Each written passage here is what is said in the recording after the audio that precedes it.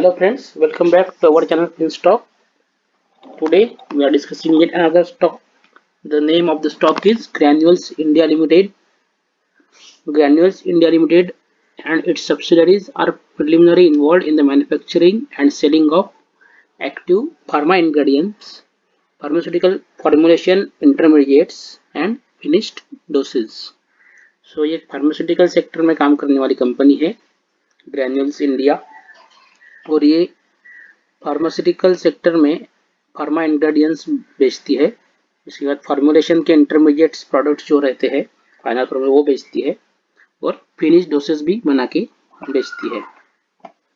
तो अगर हम इसके की पॉइंट्स देखते हैं तो APIs vertical. So the company is one of the global leader in the manufacturing of paracetamol, metformin,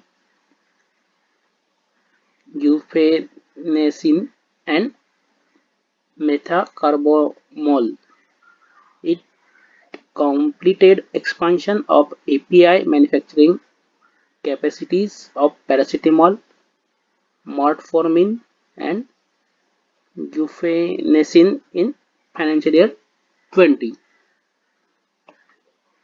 तो ये जो ड्रग्स के नाम है पैरासिटामोल, metformin एंड गुफेमेनिसिन, इसके इसने प्लान फाइनेंशियल ईयर 20 में बनाए हैं।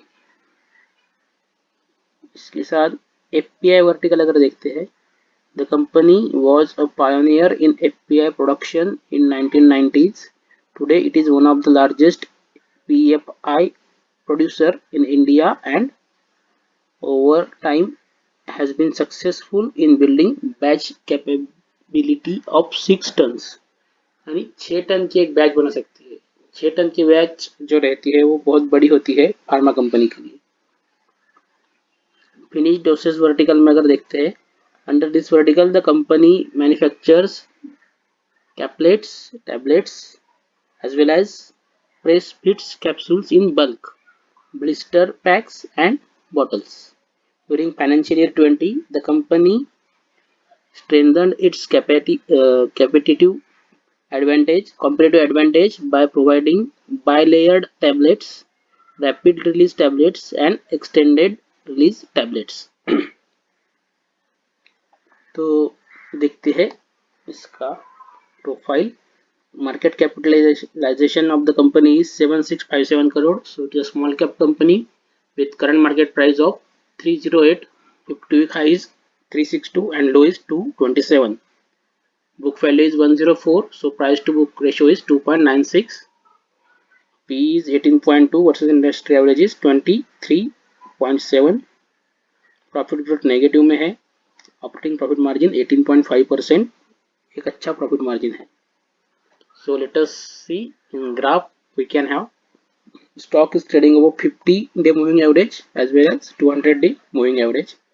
और अगर हम यहाँ पे देख सकते हैं तो 50-day moving average is near to crossing 200-day moving average।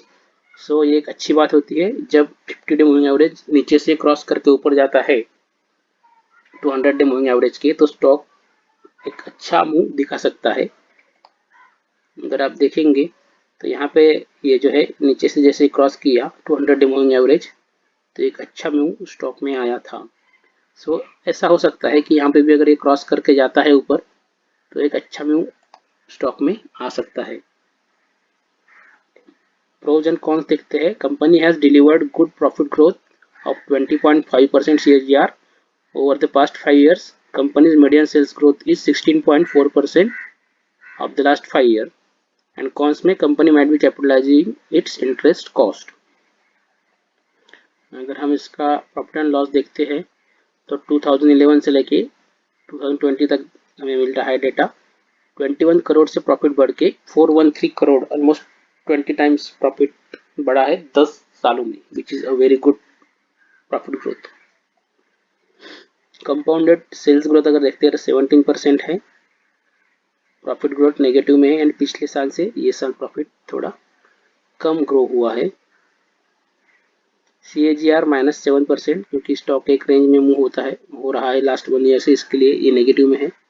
Return on equity 17%, sorry. Let us see share holding pattern. Promoter share holding 42% से 42% के आसपास ही है। FII ने एक अच्छा बिल्डअप किया है होल्डिंग में 14% से 23%। DII ऑलमोस्ट कांस्टेंट और पब्लिक ने उनको शेयर बेचे हैं जो कि 39% से 31 पब्लिक होल्डिंग हुई है। तो FII ने एक्यूमुलेट किया है। FII ने 2019 से इसको एक्यूमुलेट करना चालू किया है और धीरे धीरे वो उन्होंने अपना होल्डिंग बढ़ाया है, तो हम देख सकते हैं। नाउ ऑन टिकर टैब इंट्रिंसिक वैल्यू जो है वो ग्रीन दिख रही है क्योंकि current price is less than intrinsic value. Return भी अच्छे है, डिविडेंड कम देती है इसके लिए रेड है। एंट्री पॉइंट अच्छा है और मैनेजमेंट के हिसाब से कोई रेड फ्लैग नहीं है। अगर हम इसको फोरकास्ट में देखते हैं तो 75% एनालिस्ट ने बाय रेटिंग दी है। फाइनेंशियल्स में देखते हैं तो रेवेन्यू ग्रोथ एक अच्छा है 21.22% versus industry average of 7.71 over the past 5 years. Market share increase हुआ है 0.75% से 1.35% and net income is higher of 22.2% versus industry average of 3.79%. Now let's go to chart. So this chart is of 1 week. One candle shows 1 week movement of the stock. So हम इसको देखते हैं तो हमें दिखता है कि ऑलमोस्ट दिसंबर 20 से ये स्टॉक एक डाउनवर्ड मूवमेंट में चालू किया था। इसने एक डाउनवर्ड स्लोपिंग चैनल बनाया है इसने और अभी ये चैनल का जो अपर एंड है इसके पास से स्टॉक ट्रेड होने लगा है। लास्ट बट 1 वीक में उसने ये चैनल ब्रेक करने की कोशिश किया था लेकिन फिर से इसके अंदर ही आके क्लोज किया है और अभी ये वीक में भी उसके आसपास ही वो ट्रेड हो रहा है। तो इसके लिए ये स्टॉक हमारे रिटर्न में आया है। तो हम इसको अभी तुरंत बाय तो नहीं करेंगे क्योंकि 308 जो लेवल चल रहा है यहाँ पे, हम इसको ये चैनल ब्रेक होने के बाद अगर ये सस्टेन करता है तो हम इसे बाय करेंगे और इसके बाद ये हमें एक अच्छा रिस्क टू रिवार्ड देगा। और हम अगर देखते हैं तो यहाँ पे ये वॉल्यूम बिल्डअप इसमें चालू हुआ है जो कि यहाँ से नीचे आया था, अभी वॉल्यूम बिल्डअप भी इसमें चालू होने लगा है।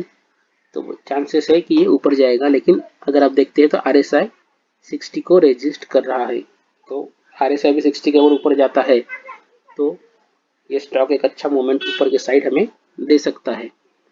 इसी के साथ हम फिबोनाची रिट्रेसमेंट अगर लगाते हैं ये लो से लेके हाई तक तो हमें दिखेगा कि ये 61.8% के आसपास आके वहां से इसने 2 बार रिजेक्शन लेके 50% को यहाँ पे उसने थोड़ी देर रेस्ट किया था और फिर अभी ये 38% पे रेस्ट कर रहा है। और यहाँ से अगर ऊपर जाएगा तो फिर हमें ये एक टारगेट मिल जाएगा जो कि हमारा फर्स्ट टारगेट होगा, फिर ये और फाइनल टारगेट हमें ये मिल सकता है। तो ये स्टॉक में अगर हम रिस्क टू रिवार्ड देखेंगे तो हमें ये लेवल जो है ये ब्रेक होने के बाद एंटर करना है। तो यहाँ पे हमारा एंट्री हो जाएगा। स्टॉप लॉस ये स्विंग लो के नीचे आ जाएगा तब, जो कि 10% के ऑलमोस्ट पास में हमारा स्टॉप लॉस होगा। और हमें टारगेट जो मिलेगा फर्स्ट मिलेगा ये 10% का, दैट इज 1:1। सेकंड मिलेगा ये 1:1.8 ऑलमोस्ट। और थर्ड टारगेट हमें मिलेगा ये टॉप 31% का जो कि 1:3 रिस्क टू रिवार्ड हो जाएगा।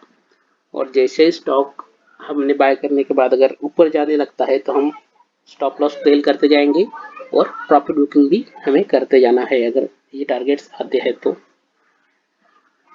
और फिर से एक बार हम बताएंगे कि कोई भी स्टॉक रहने दीजिए, उसमें स्टॉप लॉस लेना बहुत ज़रूरी होता है अगर आपको ट्रेडिंग करना है। तो अगर आप इन्वेस्टिंग करते हैं और स्टॉक अच्छा है तो हम उसमें वेट कर सकते हैं, लेकिन अगर ट्रेडिंग करना है तो हर स्टॉक में हमें स्टॉप लॉस अगर आता है तो लेना है और टारगेट भी आता है तो उसे भी बुक करते जाना है। क्योंकि शेयर मार्केट जो है ये एक ओशन है और इसमें अपॉर्चुनिटीज़ बहुत आती है और ट्रेडर के लिए ऐसा कोई ये नहीं है कि ये एक ही स्टॉक है, जिसमें अपॉर्चुनिटी आएगा उसमें हम फिर से एंटर करेंगे। तो जैसे ही टारगेट आता है हमें बुक करना है। तो अभी के लिए इतना ही। लाइक करें, शेयर करें और हमारे चैनल को सब्सक्राइब करें। Thank you.